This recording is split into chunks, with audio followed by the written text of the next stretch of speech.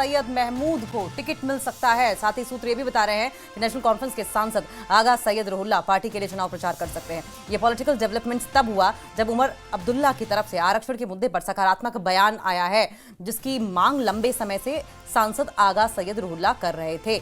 देखिए, अब खबर ये आ रही है कि नेशनल कॉन्फ्रेंस से आगा सैयद महमूद को टिकट मिल सकता है और आगा सैयद महमूद पर आगा रुहुल्लाह का भी भरोसा है, सूत्र ये भी कह रहे हैं। और साथ साथ आगा रुहुल्लाह की अगर हम बात करें नेशनलाइजेशन के मुद्दे को लेकर, इस पर लगातार वो मांग करते रहे हैं। 2-3 बातें ऐसी थी जिनको लेकर वो नेशनल कॉन्फ्रेंस सरकार से रुष्ट नजर आ रहे थे, खफा नजर आ रहे थे, जिसमें डेवलपमेंट का मुद्दा था, जिसमें स्टेटहुड के रिस्टोरेशन का मुद्दा था, और एक मुद्दा ये था नेशनलाइजेशन का, जिसके तहत आपको बताएं कि आरक्षण दिया जाता है। और ऐसे में अगर आरक्षण की कैटेगरीज की बात की जाए तो जम्मू में कैटेगरी के लिहाज से अलग पॉपुलेशन है और कश्मीर में कैटेगरी के लिहाज से अलग पॉपुलेशन है। और आगा रुहुल्लाह का ये मानना था कि अगर हम जम्मू में और कश्मीर में एक ही तरह की पॉलिसी लागू करेंगे तो आरक्षण का फायदा सबको नहीं हो पाएगा, और इसीलिए वो चाहते थे कि कुछ पॉइंट्स पर इसमें रैशनलाइजेशन करके ऐसा प्रावधान किया जाए कि इसका फायदा ज्यादा से ज्यादा लोगों को मिले।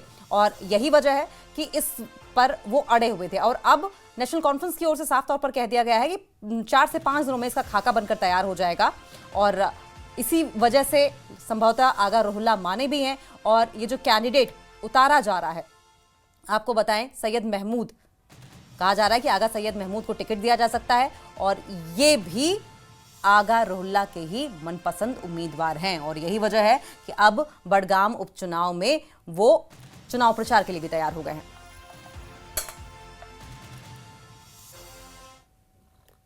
कैबिनेट सब कमेटी ने अपनी फाइनल रिपोर्ट जो है कैबिनेट के सामने रखी।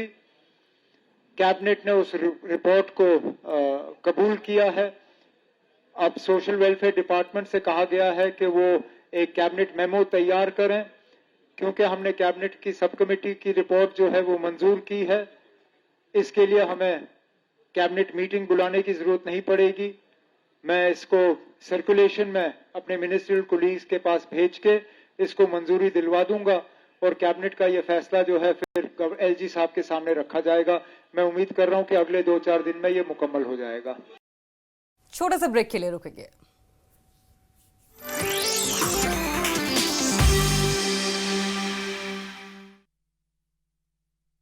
पेट सफा, हर रोग दफा। सरकार के 1 साल पूरे होने पर मुख्यमंत्री उमर अब्दुल्ला ने केंद्र से की स्टेटहुड का वादा पूरा करने की मांग। कहा है स्टेटहुड की बहाली में है सभी मसलों का हल, स्टेटहुड के लिए जारी रखेंगे कोशिश। कांग्रेस पर सीएम उमर अब्दुल्ला का बड़ा बयान आया सामने। कहा कि राज्यसभा चुनाव में कांग्रेस के लिए थी 34 सीट की जीत का गुंजाइश, और इस दौरान उपचुनाव में नगरोटा सीट पर कांग्रेस से समझौते के लिए तैयार है एनसीपी। पीडीपी अध्यक्ष महबूबा मुफ्ती ने राज्यसभा चुनाव में नेशनल कॉन्फ्रेंस को समर्थन देने के लिए रखी शर्त।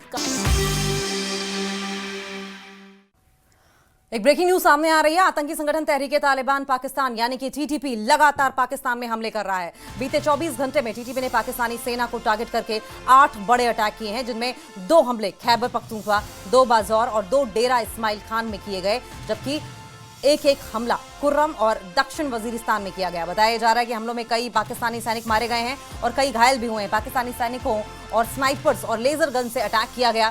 साथ ही कई चौकियों पर सीधे धावा बोलकर पाकिस्तानी सैनिकों को मौत की घाट उतार दिया गया और हथियार भी छीन लिए गए। टीटीपी ने हमले की जिम्मेदारी लेते हुए कहा है कि हमलों को ऑपरेशन अल खंदक के तहत अंजाम दिया गया है, जिसमें कई पाकिस्तानी सैनिक मारे गए। एक और चौकी को आग के हवाले कर दिया गया। हालांकि लगातार जिस तरीके से अफगानिस्तान और पाकिस्तान के दावे सामने आ रहे हैं, इससे ये बात निकलकर सामने आई है कि पाकिस्तान अपनी सुप्रीमेसी की बात कर रहा है, अफगानिस्तान अपनी सुप्रीमेसी की बात कर रहा है। पाकिस्तान जो आंकड़े उसके सैनिकों के, उसके नुमाइंदों के, उसके लोगों के मारे जाने का है, वो कुछ और कोट करता है, वहीं अफगानिस्तान कुछ और कोट कर रहा है। लेकिन आपको बता दें 48 घंटे का सीज फायर का ऐलान दोनों ही देशों के बीच में किया गया था। उसके बावजूद आतंकी संगठन तहरीके तालिबान और पाकिस्तान, साथ साथ टीटीपी, आपको बताएं पाकिस्तान में हमले कर रहा है। बीते 24 घंटों में टीटीपी ने पाकिस्तानी सेना को टारगेट करके 8 बड़े हमले किए हैं। हालांकि पाकिस्तान ने साफ कहा था कि अगर तालिबान की ओर से अटैक किया गया तो छोड़ेंगे हम भी नहीं, हम भी जबरदस्त तरीके से रिटेलिएट करेंगे। और यही बात तालिबान की ओर से भी कही गई थी कि अगर सीज फायर का उल्लंघन किया गया, 48 घंटे का जो टेम्परेरी सीज फायर लागू किया गया है, तो हम आपको भी नहीं छोड़ेंगे, आप पर भी हम अटैक करेंगे। लेकिन अब देखें कि किस तरीके से पाकिस्तानी सेना को टारगेट करके 8 बड़े हमले किए गए हैं, जिसमें 2 हमले खैबर, 2 बाजार और 2 डेरा इस्माइल खान में किए गए, जबकि एक हमला खुर्रम और दक्षिण वजीरिस्तान में किया गया है। बताया जा रहा है कि हमलों में कई पाकिस्तानी सैनिक मारे गए हैं और कई घायल भी हुए हैं। पाकिस्तानी सैनिकों पर स्नाइपर और लेजर गन से अटैक किया गया, साथ ही कई चौकियों पर सीधे अटैक करके, सीधे धावा बोल के, सीधे टारगेट करके पाकिस्तानी सैनिकों को मौत के घाट उतार दिया गया और हथियार भी उनके जो है वो छीन लिए गए हैं। टीटीपी ने हमले की जिम्मेदारी लेते हुए कहा है कि हमलों को ऑपरेशन अल खंदक के तहत अंजाम दिया गया, जिसमें कई पाक सैनिक मारे गए हैं और एक चौकी को आग के हवाले भी कर दिया गया। आपको बताएं, कई तरह के वीडियोस भी ऐसे सोशल मीडिया पर फ्लोट कर रहे हैं, जिनमें अफगानिस्तान की ओर से तो दावा किया जा रहा है कि हमने फला जो वेपन्स हैं, हथियार हैं, उनका इस्तेमाल करके पाकिस्तानी सैनिकों को मारा है। हालांकि इन दावों को, इन वीडियोस को पाकिस्तान की ओर से सोशल मीडिया पर पोस्ट करके झुटलाया जा रहा है। और वहीं एक और बड़ी अपडेट है, दिल्ली दौरे पर मंगोलिया के राष्ट्रपति खुरेलसुख ने स्वामीनारायण अक्षरधाम मंदिर के दर्शन किए। उन्होंने भगवान नीलकंठ वर्णी का अभिषेक किया और दोनों देशों के लोगों के कल्याण के लिए प्रार्थना भी की। उनके साथ मंगोलिया के विदेश मंत्री बत्सेत्सेग बटमुख ने भी दर्शन किया, पूजन किया। धर्मवत्सल दास स्वामी ने पारंपरिक तरीके से दोनों का स्वागत किया। राष्ट्रपति खुरेलसुख ने भारत मंगोलिया संबंधों को हूण साम्राज्य जितना पुराना बताया और भारतीय संस्कृति की उन्होंने प्रशंसा भी की।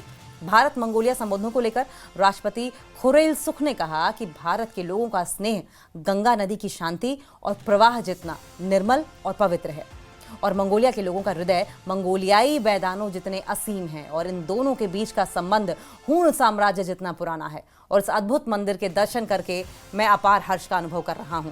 उन्होंने कहा कि उनकी यात्रा भारत और मंगोलिया की आस्था के साथ साथ संस्कृति की उस साझी विरासत को रेखांकित करती है, जो इन दोनों देशों को आध्यात्मिकता, समरसता और सार्वभौमिक मूल्यों के आदर के सूत्र में जोड़ती है।